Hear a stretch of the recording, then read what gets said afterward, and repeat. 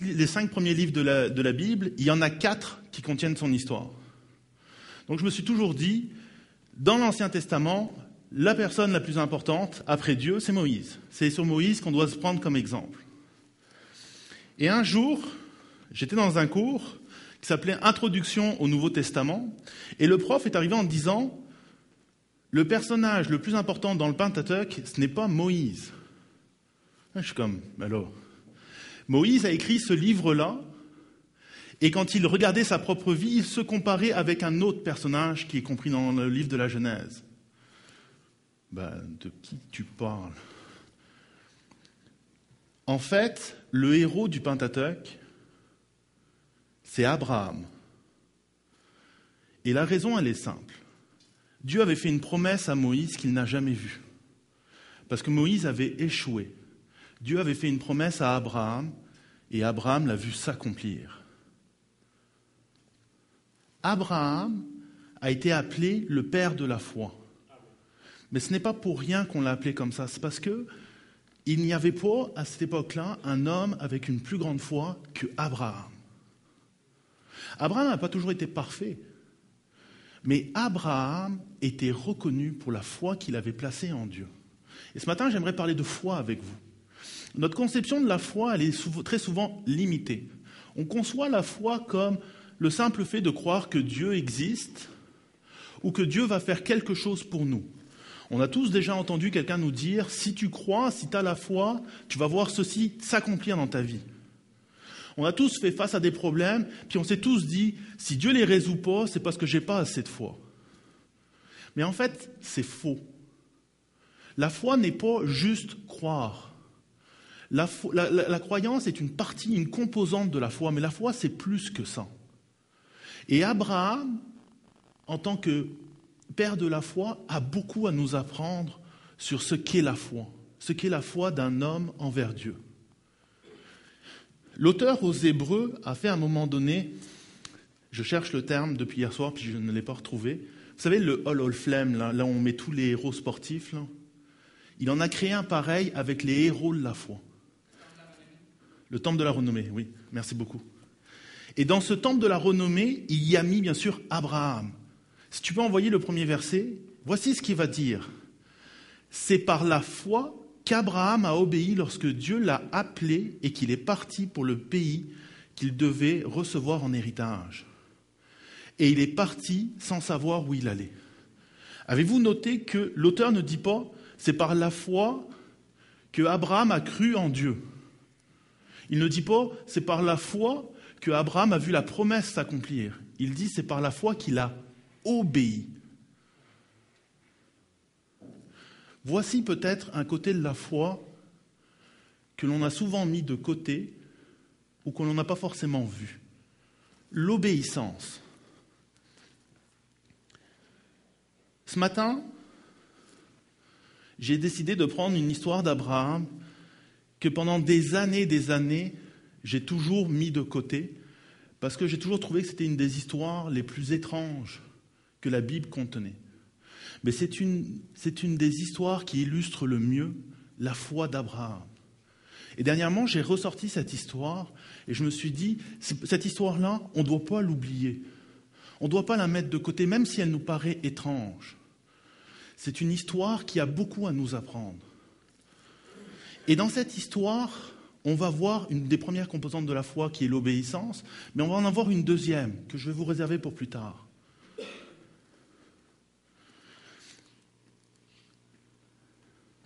Cette histoire, on l'appelle souvent l'épreuve d'Abraham. C'est le moment où Dieu va demander à Abraham de sacrifier son propre fils.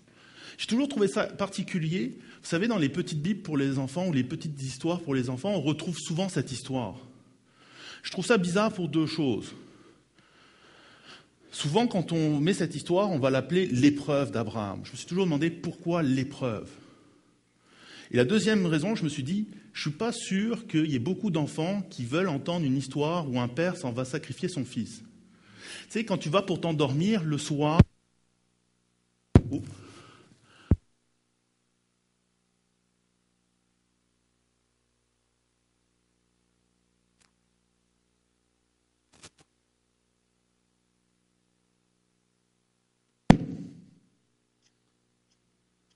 Allô?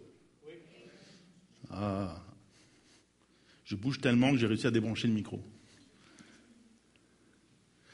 Je ne suis pas sûr que ça vous fait passer une bonne nuit quand vous entendez l'histoire d'un père qui s'en va pour sacrifier son fils. Moi, en tant qu'enfant, je me suis toujours dit, si pitié, papa, pitié, Seigneur, demande pas ça à papa, je ne suis pas sûr, je voudrais, moi j'ai envie de vivre. Là. Est-ce que vous suivez? Non? Cette histoire est particulière, mais cette histoire nous en apprend beaucoup. Si vous prenez le texte de Genèse, le chapitre 22, au verset 1, Moïse a écrit « Après cela, Dieu mit Abraham à l'épreuve. Il lui dit « Abraham ». Celui-ci répondit « Me voici ».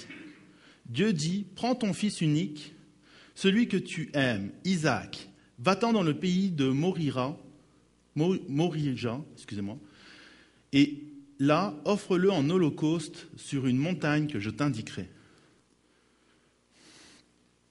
Pour ceux qui se demandent ce que veut dire le terme holocauste, à l'époque, c'était prendre du bois, faire un autel en bois, prendre un animal que l'on sacrifiait, l'égorger et y mettre le feu. Dieu demande ça. Quelle demande étrange. Mais en fait, elle n'est pas si étrange que ça. Vous devez d'abord comprendre quelque chose. Qui est ce Isaac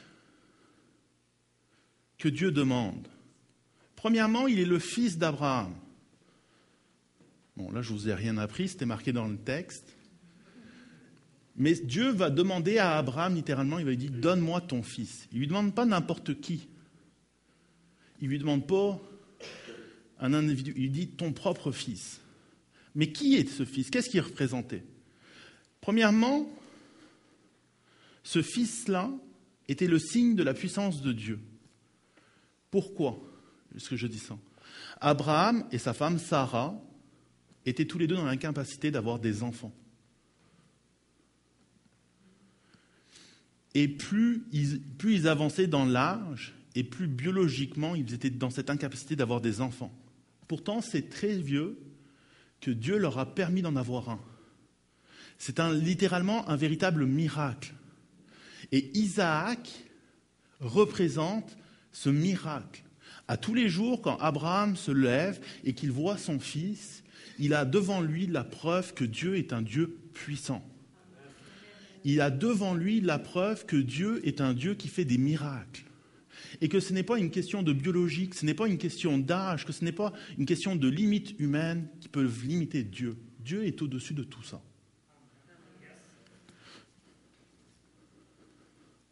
Mais il n'est pas seulement le signe de la puissance de Dieu, il était aussi le symbole de la promesse que Dieu avait faite à Abraham. Dieu avait fait cette promesse à Abraham en lui disant qu'il aurait une génération, qu'il aurait une descendance qui serait très grande et qui recouvrerait toute la terre. Dieu avait promis cela à Abraham. Et Isaac était le symbole de cette promesse. Il était le facteur par lequel la descendance était possible. Est-ce que vous me suivez? Ce n'est pas seulement la preuve que Dieu est un Dieu puissant, c'était aussi la preuve que Dieu respectait ses promesses. Isaac était l'accomplissement de la promesse de Dieu pour Abraham, son fils. Et Dieu lui dit, tout ça, ce fils que tu aimes, ce fils qui symbolise ma puissance, qui est le miracle que j'ai pu te donner, ce fils qui symbolise cette promesse, maintenant je te demande de me le rendre à moi.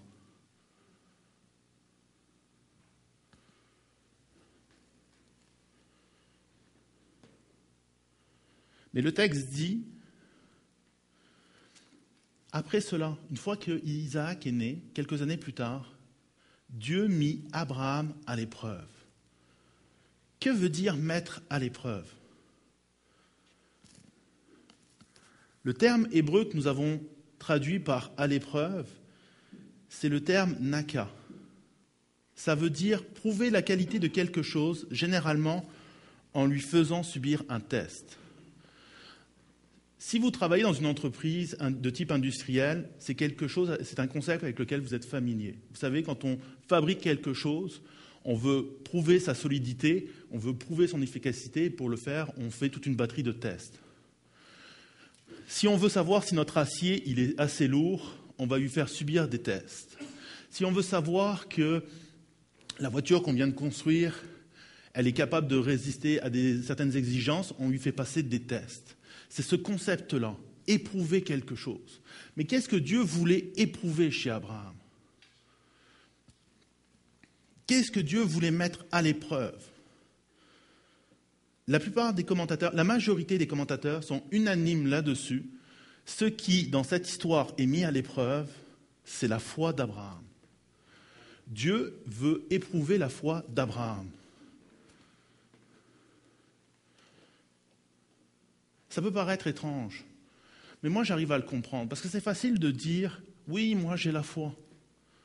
C'est très facile à dire, c'est juste des mots. Tout le monde ici peut dire « moi j'ai la foi, moi je crois », puis dès que des épreuves arrivent, la foi s'en va.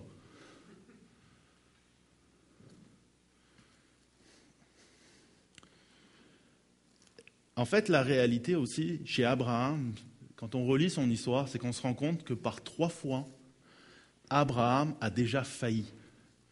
Abraham, le père de la foi, par 3 fois,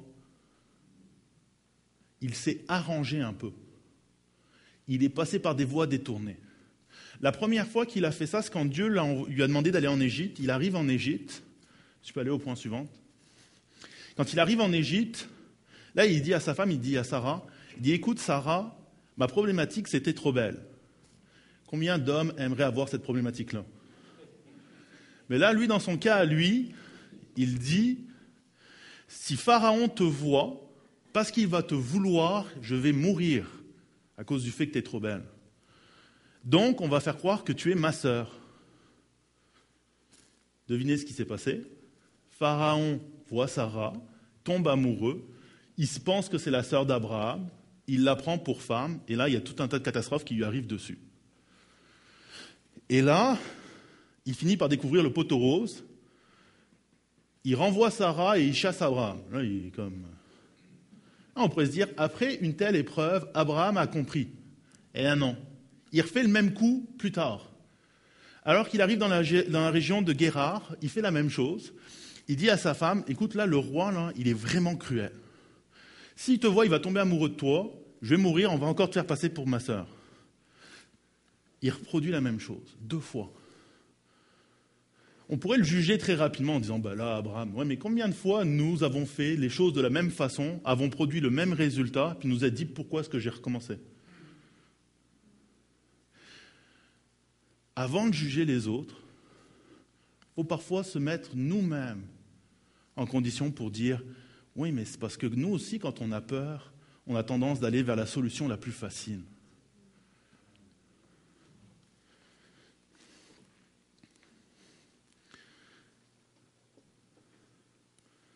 La 3e fois,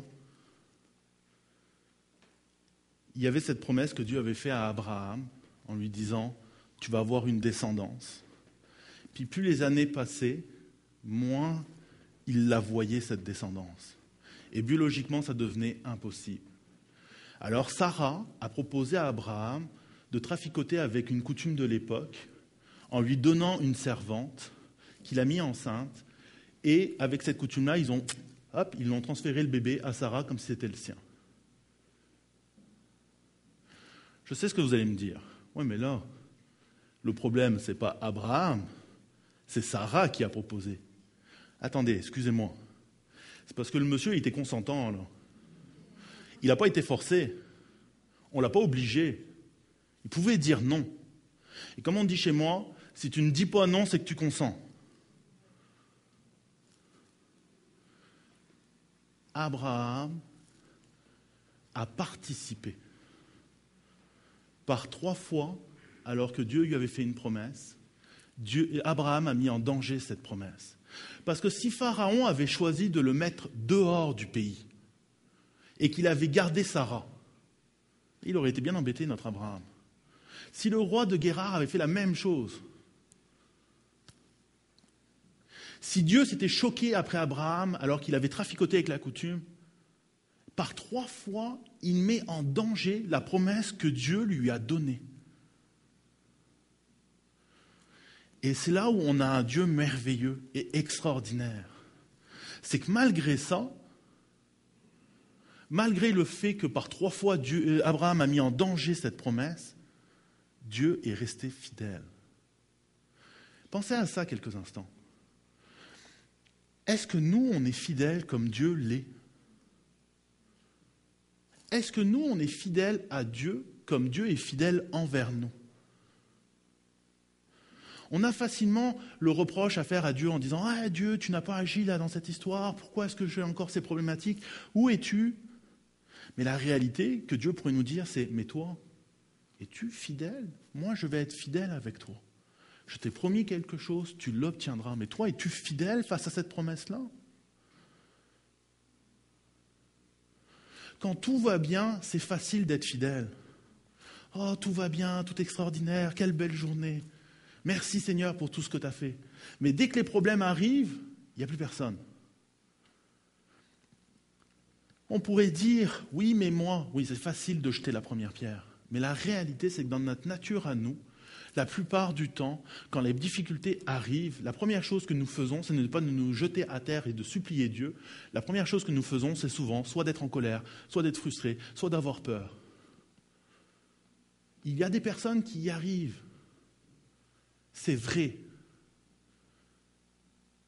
Mais si on est honnête, on dit que la plupart du temps, nous, on n'y arrive pas.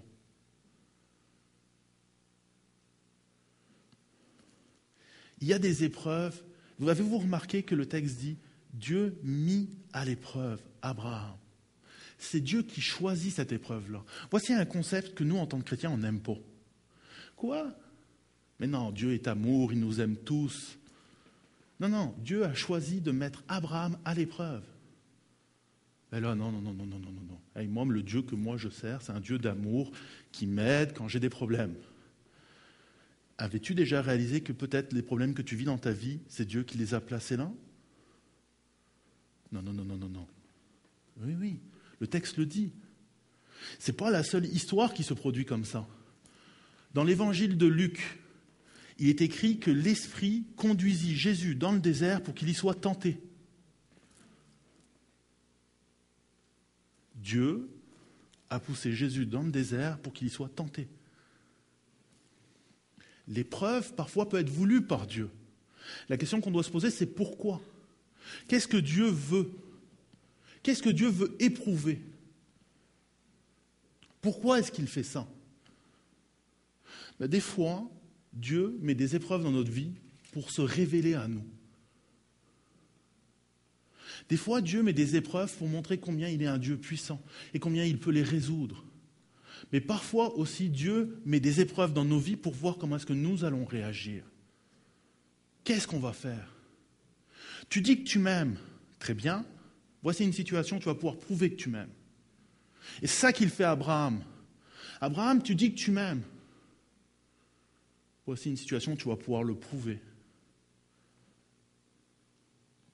J'aime beaucoup le passage dans le film Evan Tout-Puissant, quand sa femme discute avec le serveur qui en fait est Dieu, et qu'elle lui parle de la prière qu'elle avait faite, en disant « J'ai prié pour que notre famille il y ait plus d'amour dans notre famille ».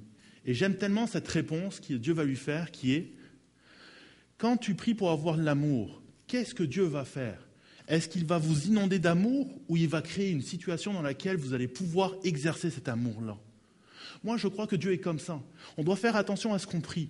Si on prie « Dieu, donne-moi du courage », je crois que Dieu nous envoie des situations dans lesquelles nous pouvons faire preuve de plus de courage. La prière est dangereuse pour 2 raisons. Dieu agit à travers la prière. Fais attention à ce que tu demandes. Dieu, permets-moi d'être plus fidèle envers toi. Ben oui, très bien, voici quelques situations dans lesquelles tu vas pouvoir prouver que tu es plus fidèle envers moi. Dieu, je veux te voir agir. Voici une situation dans laquelle tu vas pouvoir me voir agir. Demande-moi d'agir.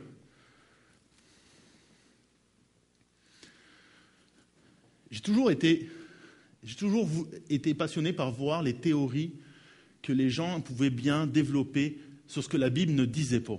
Dans cette histoire-là, il n'est pas écrit pourquoi Dieu met Abraham à l'épreuve. On sait juste qu'il le fait. Certains vont dire « Oh, c'est peut-être parce que Abraham accordait plus d'amour à Isaac qu'à Dieu. » Le texte ne dit pas ça. « Oh, peut-être que Abraham finissait par oublier la... » Non, le texte ne dit pas ça. Ce que le texte nous dit, c'est que Dieu l'a mis à l'épreuve. Et ce que ça veut dire, c'est que parfois, Dieu nous met aussi à l'épreuve. Il y a des épreuves que nous vivons qui sont dues à la vie elle-même. Il y a des épreuves que nous vivons qui sont dues à Dieu. Mais vous savez quoi ? Quelle que soit l'épreuve, Dieu a toujours la réponse.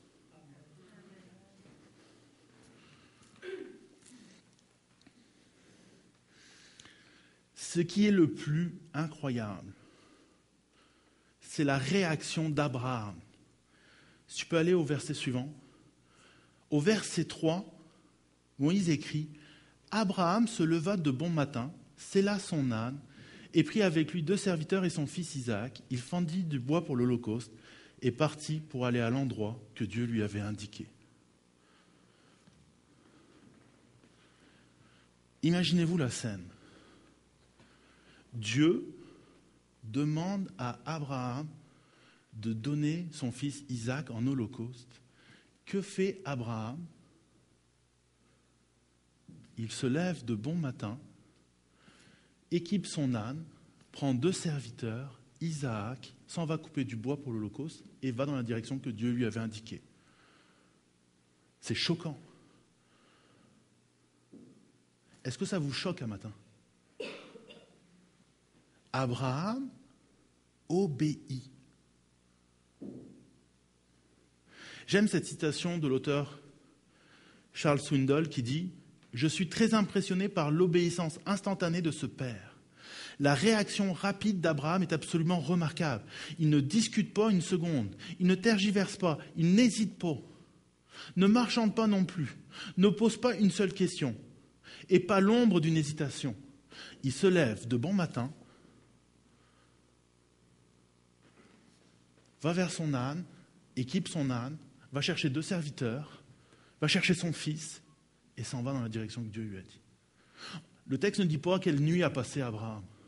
Le texte ne dit pas quelle discussion Abraham a eue avec Dieu. Ce que le texte dit, c'est qu'Abraham a obéi à ce que Dieu lui avait demandé.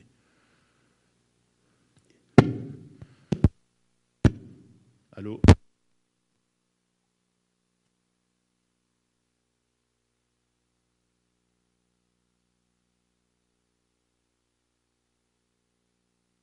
Oh, j'aime pas ce micro. Excusez-moi.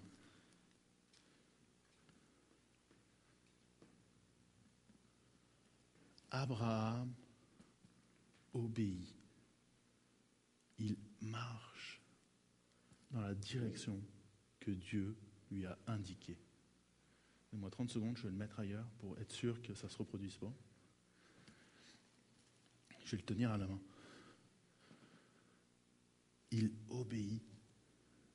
À sa place, moi, je pense que j'aurais passé ma nuit à discuter avec Dieu en disant « Non, je ne suis pas d'accord avec toi. Lolo, il va falloir que tu m'expliques. » Mais vous savez ce que c'est l'obéissance ? L'obéissance, c'est apprendre à lâcher les rênes. L'obéissance, c'est dire plus par ma volonté, mais par ta volonté.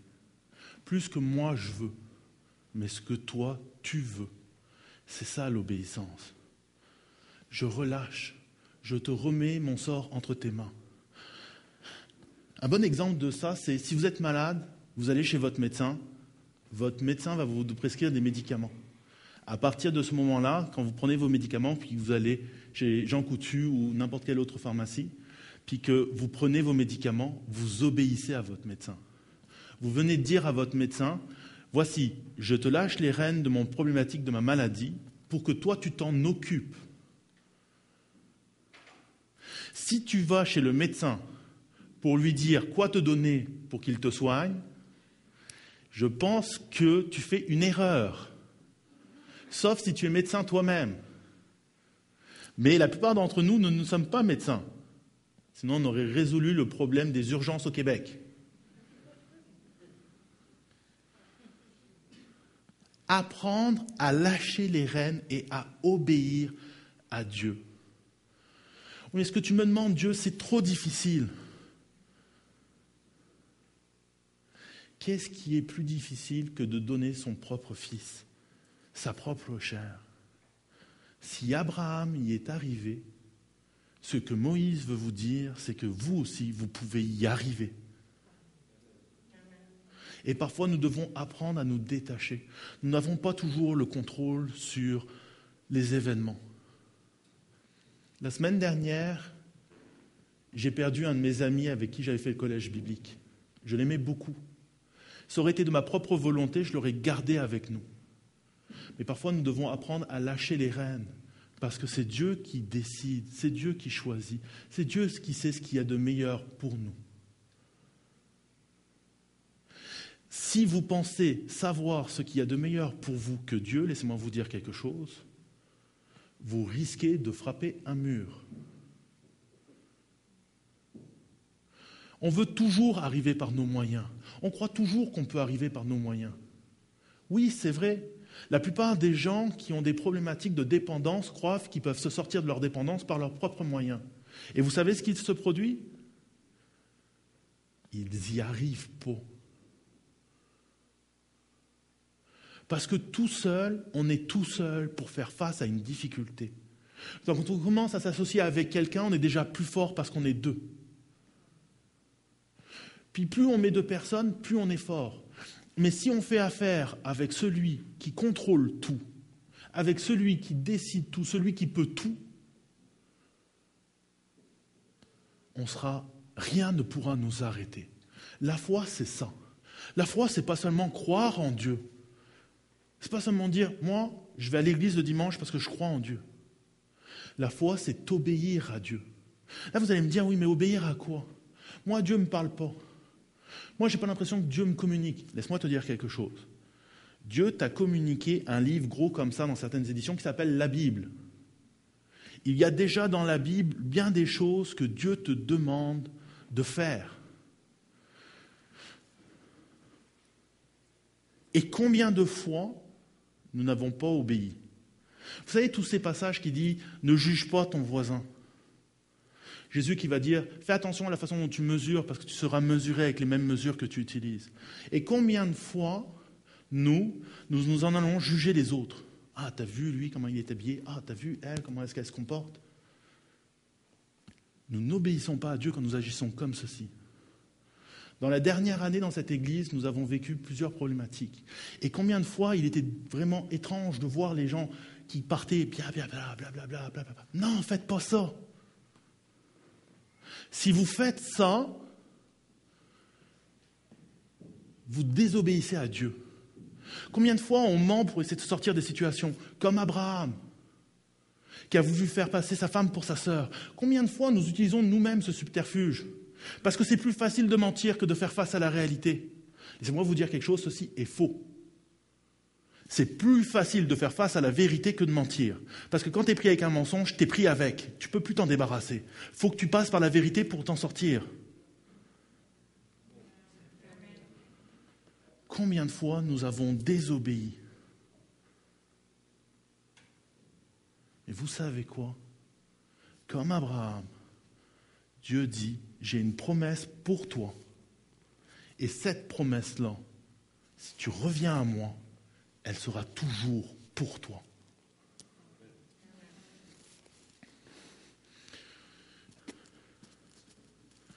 Comme ça a dû être dur pour ce père de faire ce voyage-là. Puis il y a même le moment où il commence à monter sur la montagne, puis que son fils va lui dire « Mais papa, on n'a pas emmené d'animal à sacrifier. » Et voilà qui va répondre « T'inquiète pas, Dieu va pourvoir. » Qu'est-ce qu'il devait se jouer à l'intérieur du cœur de cet homme-là?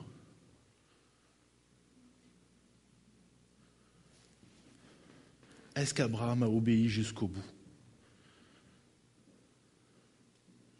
Au verset 9, Moïse écrit « Lorsqu'il fut arrivé à l'endroit que Dieu lui avait indiqué, Abraham y construit un autel et rangea le bois.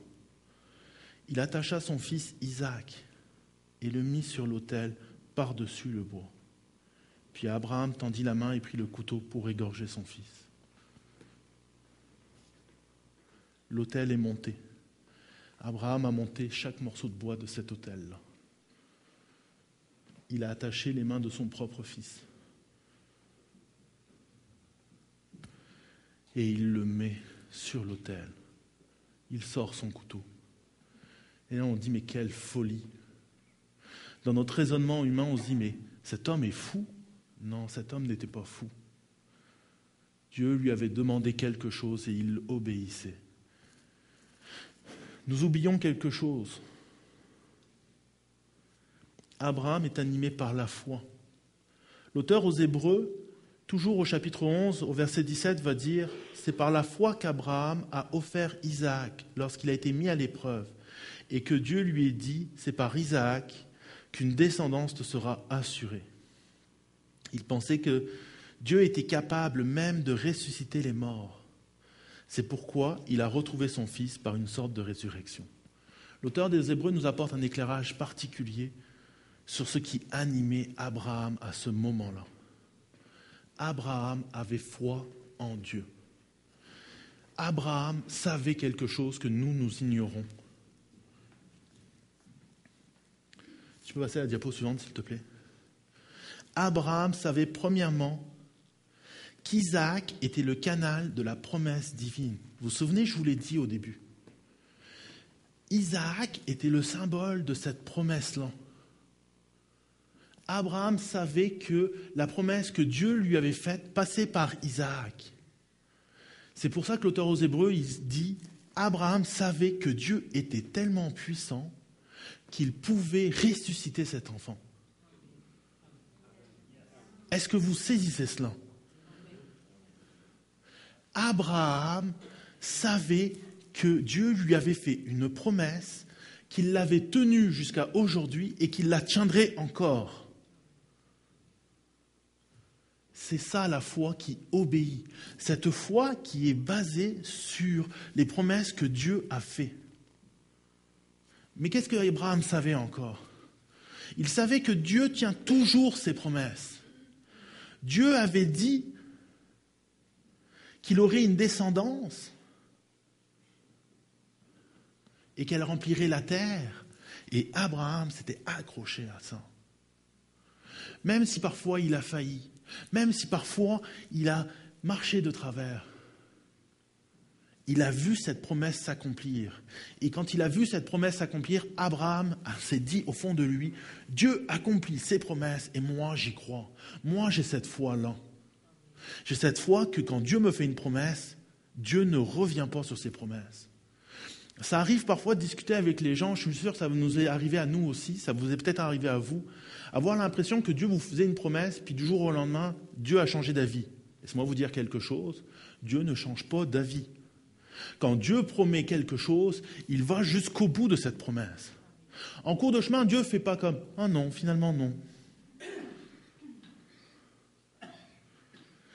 Dieu n'est pas comme nous sommes des parents.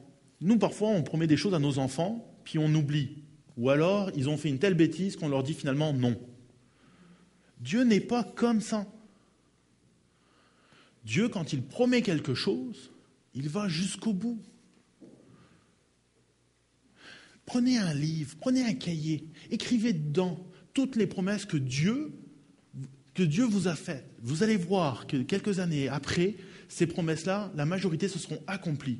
Et que dans des années plus tard, la totalité de ces promesses seront accomplies. Dès que Dieu vous fait une promesse, notez-la.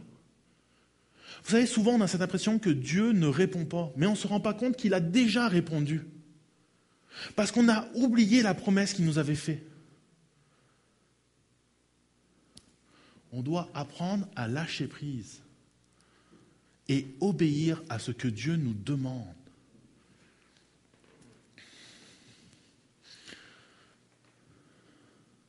Abraham savait que le pouvoir de Dieu surpasse tout, même la mort.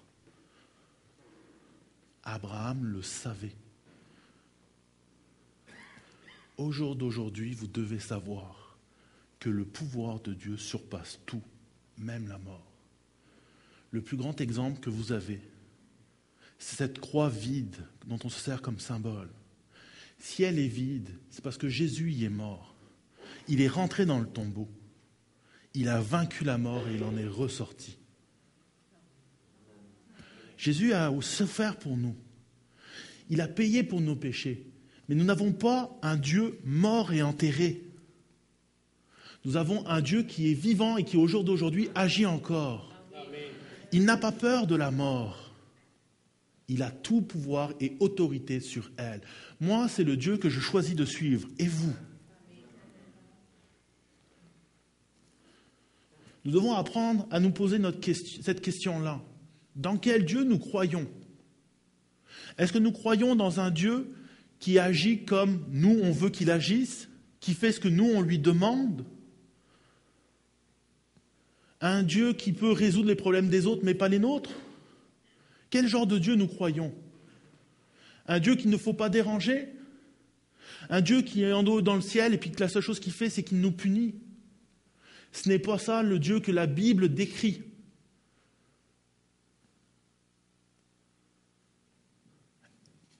Dieu ne voulait pas Isaac. Ce qu'il voulait, c'était mettre Abraham à l'épreuve. Pourquoi je vous dis ça? Parce que, si tu peux aller au point suivant, Abraham a appris à faire confiance à Dieu. Et voici ce qui est résulté de cette confiance. Au verset 11, au verset 13, l'auteur nous dit « Alors l'ange de l'Éternel l'appela depuis le ciel et dit « Abraham, Abraham !» Il répondit « Me voici !» L'ange dit « Ne porte pas la main sur l'enfant et ne lui fais rien. Car je sais maintenant que tu crains Dieu et que tu n'as pas refusé ton fils unique. » La scène est interrompue. L'ange de l'Éternel parle. Et qu'est-ce qu'il dit à Abraham? Arrête-toi. Je sais maintenant. J'ai éprouvé ta foi et je sais quelle foi tu as. Tu as cette foi qui craint Dieu. Tu as cette foi qui obéit. La crainte est un mot que nous avons souvent comme une connotation négative. Tu sais, la crainte, c'est relié à la peur. Mais ce n'est pas cette crainte-là. C'est la crainte d'un Dieu qui est tout-puissant. C'est la crainte d'un Dieu qui peut tout, devant lequel que nous voulons aimer et à qui nous voulons obéir. Est-ce que vous me suivez? C'est ce genre de foi-là qu'Abraham avait. C'est ce genre de foi-là qui ont fait qu'Abraham a vu la promesse s'accomplir. Moïse avait ce genre de foi-là aussi. Mais à un moment donné, Moïse était tellement découragé qu'il a demandé à Dieu de tuer le peuple. Je suis capable. Abraham a obéi jusqu'au bout. Il est allé jusqu'au bout. Oui, il n'y a pas un moment où Abraham peut nous paraître croche. Mais comme a dit Jésus, que celui qui n'a jamais péché lance la première pierre. Que celui qui n'a jamais failli lance la première pierre. Au jour d'aujourd'hui, quelle foi on a? Que celui qui a une foi immuable jette la première pierre. Nous devons apprendre. Nous devons apprendre à obéir à Dieu. C'est quelque chose qui n'est pas évident. Nous, on préférait que Dieu nous obéisse. Non, c'est vrai. Nous, on préférait que Dieu fasse ce qu'on lui demande qu'il fasse. Mais ce n'est pas comme ça que Dieu est. Dieu fera toujours sa part. Dieu ne vous abandonnera jamais. Dieu ne vous laissera jamais de côté. Dieu agira toujours. Et il agit encore. Il a agi pour Abraham. Le texte nous dit, au verset 13, « Abraham leva les yeux et vit derrière lui un bélier retenu par les cornes dans un buisson. » Vous devez comprendre quelque chose. Si le bélier avait été là depuis le début, Abraham l'aurait vu. Vous avez déjà vu un bélier? D'abord, un bélier, c'est à peu près gros comme ça. Ça a de grandes cornes, ça fait un bruit incroyable, puis ça a une odeur horrible. Puis un bélier qui en plus est retenu par les cornes, je peux vous dire qu'il essaye de se libérer. Donc s'il avait été là dès le début, Abraham l'aurait vu. Si Abraham monte l'autel comme il l'a fait, c'est parce que le bélier n'était pas encore là. L'épreuve n'était pas encore accomplie. Mais Dieu lui a dit, c'est beau. J'ai vu le genre de foi que tu avais. Voici ma puissance. En plus, un bélier, c'est un animal qui est très puissant. Ça a des cornes extrêmement solides. Pour qu'un buisson retienne un bélier, il fallait que l'action de Dieu soit là. Moi, j'ai vu des béliers défoncer des portes pour s'échapper de leurs enclos. Mais là, le buisson a été suffisant pour l'arrêter.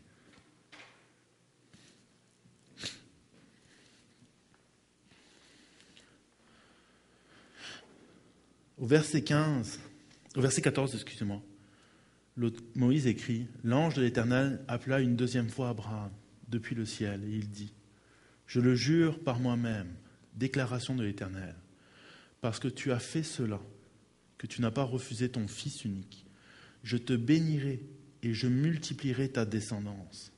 Elle sera aussi nombreuse que les étoiles du ciel, pareille au sable qui est au bord de la mer. De plus, ta descendance possédera les villes de tes ennemis. Toutes les maisons de la terre seront bénies en ta descendance, parce que tu m'as obéi. »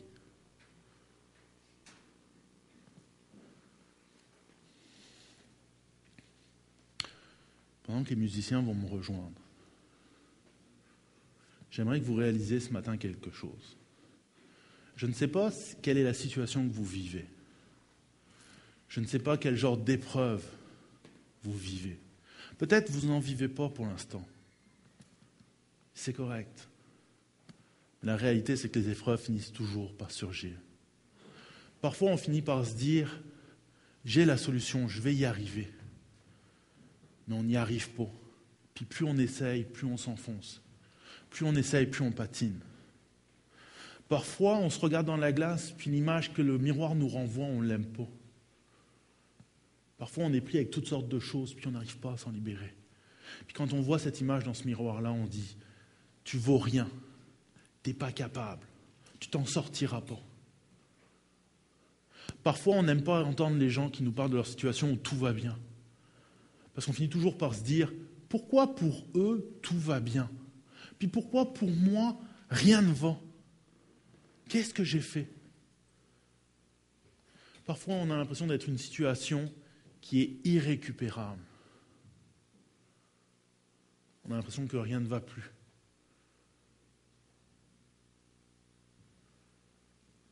Quel genre de foi est-ce que vous avez ? Si tu es chrétien depuis plusieurs années, puis qu'à chaque fois qu'il y a une épreuve qui est là, tu ne veux pas y impliquer Dieu, laisse-moi te dire que tu n'as pas une foi active. Parce qu'une foi active, c'est une foi qui met Dieu dans l'opération. Une foi active, c'est une foi qui dit « Dieu, prends ce problème à bras-le-corps, puis aide-moi ». Vous savez, on a souvent l'impression qu'il est lâche de demander de l'aide. Ce n'est pas une preuve de lâcheté, c'est une preuve d'intelligence. Que de demander de l'aide, c'est une preuve d'intelligence. Parce que tout seul, on est seul face au problème. Mais quand on demande à plusieurs personnes de venir nous aider, on est plus fort. Ce n'est pas lâche d'être plus fort, c'est intelligent. Il n'y a pas de problème trop petit pour Dieu. Il n'y a pas de problème trop grand pour Dieu. Il n'y a pas de problème que Dieu ne puisse pas résoudre. Il n'y a pas de personne trop sale pour que Dieu l'aide. Il n'y a pas de personne trop moins que rien pour que Dieu l'aide. Dieu a tant aimé le monde qu'il a donné son Fils unique afin que quiconque croit en lui ne périsse point. Quiconque, ce quiconque-là prend toutes les personnes qui pensent y arriver par eux-mêmes. Ça prend toutes les personnes qui pensent ne pas rien s'en sortir. Ça prend toutes les personnes qui pensent qu'elles sont moins que rien. Quiconque. C'est pas vrai que t'es pas aimable. C'est pas vrai que personne ne peut t'aimer. Parce que Dieu t'a aimé en premier. Abraham n'était pas l'être le plus extraordinaire de son époque, mais c'était quelqu'un qui a aimé Dieu, qui a décidé de lui obéir. Et c'est pour ça qu'il est devenu un héros, parce qu'il a choisi d'obéir à Dieu. Mais Abraham était comme vous et moi, un être humain, avec ses capacités, avec ses limites, avec ses défaillances. Est-ce que parfois Abraham se regardait dans un miroir et se disait « je vaux rien », c'est possible. Et regardez ce que Dieu a fait avec Abraham.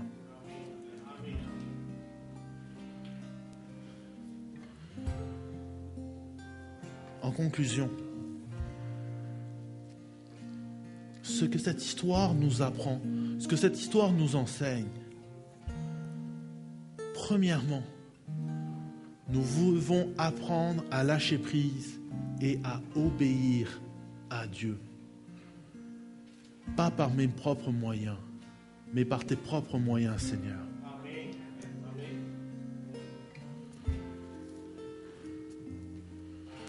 Nous devons apprendre à placer notre confiance sur ce que nous savons de Dieu, ce que nous avons appris de lui.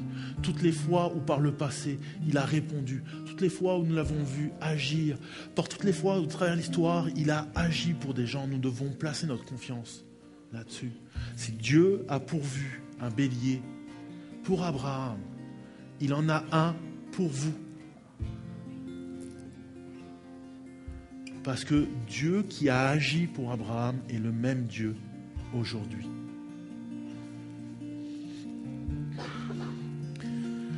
Il faut avoir foi en Dieu.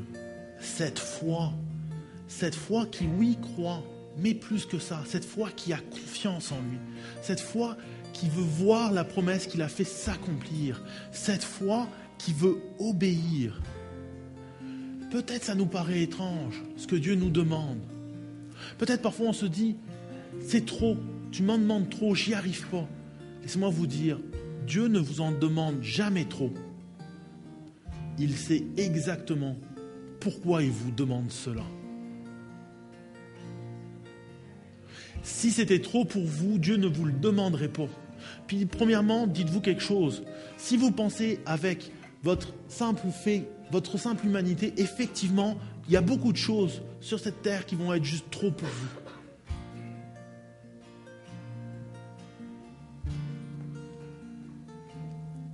Quand ma fille est née et qu'ils l'ont placée dans une couveuse avec tous ces fils électriques qui sortaient,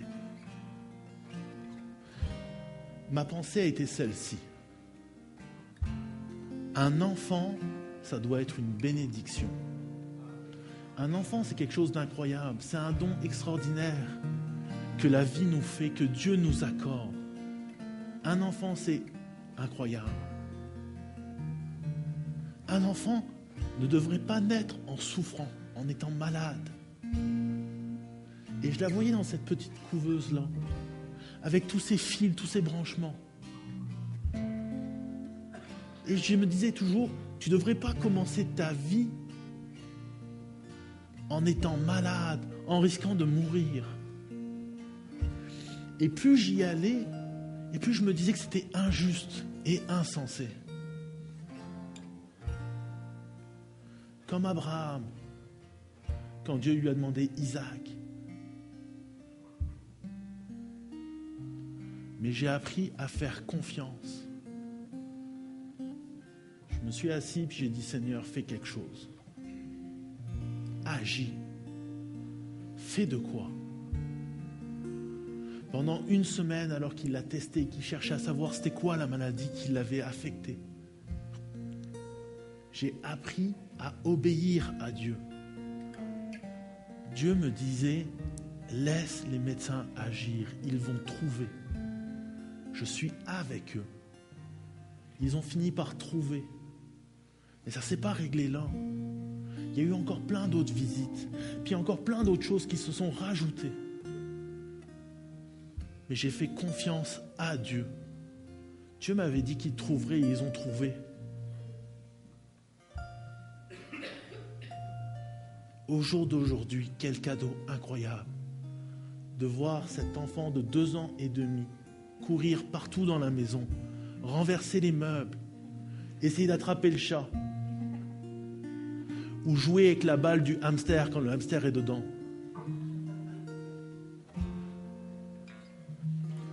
Parce que quand Dieu fait une promesse, il ne l'abandonne pas.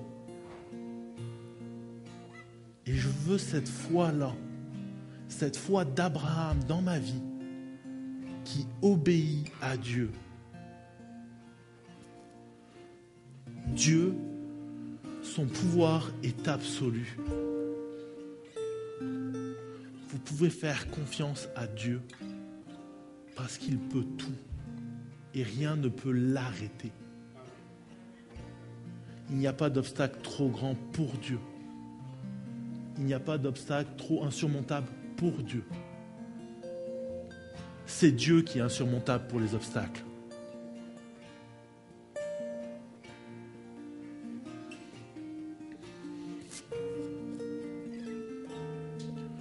Ce matin, alors que les musiciens jouent, j'aimerais juste vous appeler à cette question. Quelle foi voulez-vous avoir en Dieu? Pendant qu'on ferme nos yeux, peut-être que c'est la première fois que tu rentres dans une église. Peut-être que toi tu dis, je ne sais pas si je crois en Dieu. Je voudrais t'inviter ce matin à justement mettre Dieu à l'épreuve pour qu'il puisse te montrer que même ta situation, il peut la résoudre. Qu'il n'y a aucune situation qui est trop grande pour lui. Ça fait peut-être plusieurs années que tu es dans une église. Ça fait peut-être plusieurs années que tu viens ici, ou plusieurs semaines, plusieurs mois que tu es avec nous. Mais toi, tu te dis comme, moi, ce genre de foi-là, c'est juste trop grand pour moi. Laisse-moi te dire quelque chose. C'est pas trop grand pour toi. C'est normal d'avoir peur. C'est normal de se dire, je ne sais pas si je vais y arriver. Mais laisse-moi te dire que si tu places ta foi en Dieu, il va agir.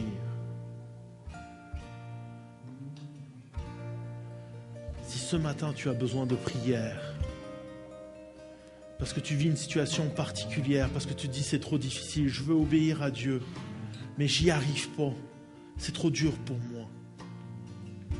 Alors je vais juste t'inviter à sortir de ton banc, venir nous rejoindre à l'avant pour qu'on puisse prier pour toi.